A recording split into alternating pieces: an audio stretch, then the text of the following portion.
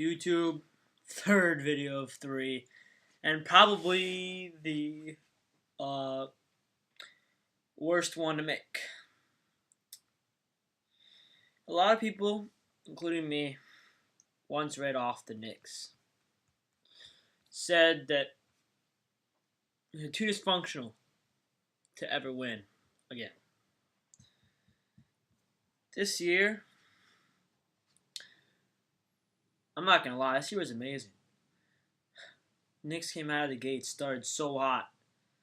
Not sure how many games it was, but we didn't lose a game for a long time.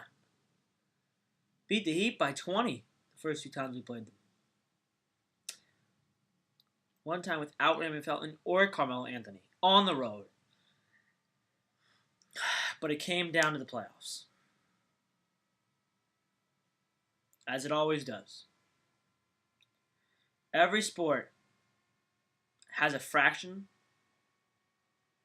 that the regular season matters for, and a fraction that the postseason matters for. And unfortunately, in basketball and hockey, in those two sports, the regular season matters the least of all sports. 16 of the 30 NBA teams make the playoffs. Only one wins. However, because of their regular season, because of who they've proven to be, which was a matchup team, a team that was going to have trouble with some teams, such as good, tall, big rebounding teams like the Pacers, but have an easy time with teams that were smaller than them, like the Heat. I really thought that the Knicks had a chance, a good chance. In fact, I thought they would bring home the first championship in 40 years. I was wrong. I overlooked the fact that when you give a team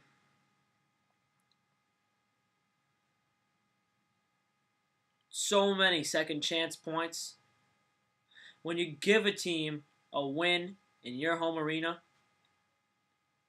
you're going to get burned. The first series wasn't a problem for the Knicks. In fact, quite frankly, they should have swept that series.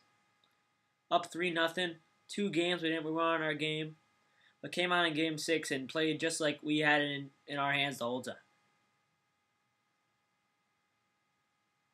Because those guys, even though it was going to be at home, you hell know that they didn't want to play a Game 7. Then the series against the Pacers. Game 1 goes to the Pacers at home. And I kind of ripped that game off, but that did us in right there.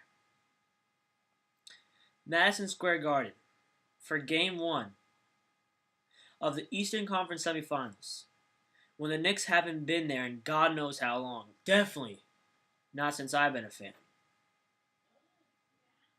The building, I didn't get a chance to watch that game, but the building was rocking, I bet. And to let that game get away in Madison Square frickin' Garden had us doomed from the beginning. And I knew that game would loom large. We were trying to fight for a 7-game series, because I really thought this would be a 7-game series. Frankly, I thought we'd have to tie it up in Game 6 all along. I felt we had to tie it up in Game 6 to get back home to Game 7. But if anything, as I said to myself, if anything, please don't let us be down 3-2 going into Game 6 at Bankers Life. And last night, the Knicks went into the game down 3-2. And the game was played at Bankers Life in Indiana. We got out-rebounded in this series. We got out-muscled in this series. And it's not because of a few bad calls, although there were some bad calls our way, as usual. But it's not because of a few bad calls that the Knicks lost this series. It's because guys like Tyson Chandler don't put a body on a 7-2 Roy Hibbert.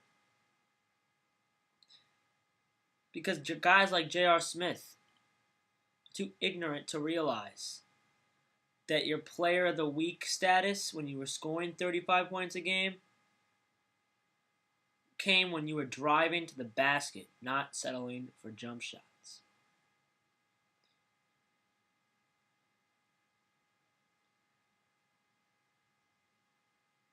That's it.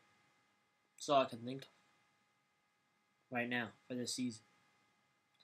Next year, I was listening on the phone with Lewis, my friend. Next year for the Knicks is a question mark. Who knows? We could be a team that doesn't make the playoffs. We could be a team that wins the championship. It all matters on what happens during the offseason. I have my own thoughts on what should happen. Chandler going is one of them. CP3, something I'd love to bring in. Do I think we'll get rid of Chandler? Hell no. Do I think we should? Hell yeah. He's been in the league for 12 years. It's about time you worked on something that you could develop. How about an offensive play? How about a post move? How about a jump shot? You're not a rookie in this league anymore. And now, last night was a great example. As you see, I'm just frozen as hell. Last night was a great example of the difference between Amon Shumpert and Tyson Chandler. Here we have Amon Shumpert, who single-handedly brings the Knicks back in the game with 3 straight threes, something there's no way he could have done last year. Showing that just from his first year to his second year, how he worked on something, developed some scoring. Then you look at Tyson Chandler, drafted in, I think, 2000. If it was 2013, he still can't shoot a mid-range jumper with any consistency. He doesn't have any post moves. Hell, he can't even box out of center. So what will happen next year? Who knows? But this year, in my terms, a success.